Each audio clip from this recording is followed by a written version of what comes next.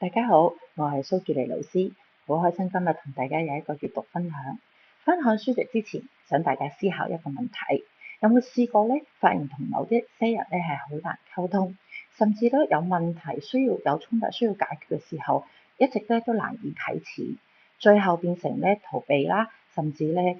避免溝通。而呢一切咧都會影響咧，你發現咧同人嘅關係都會有所咧阻礙。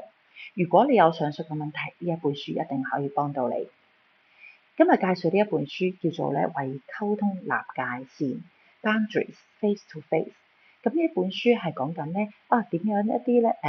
同人面對面談判嘅一啲藝術同埋技巧。咁佢嘅作者咧係兩位喺外國嘅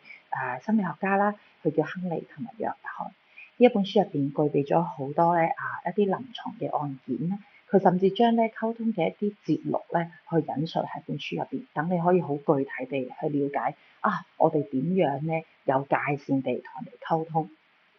我哋去睇一睇咧呢一本書嘅目錄啦，佢主要去教我哋咧點解要有界線去溝通，佢點樣影響你同人嘅關係，甚至影響你嘅人生。而立界線嘅溝通嘅要素咧、方法同埋唔同人嘅身份溝通，又係有啲咩要留意？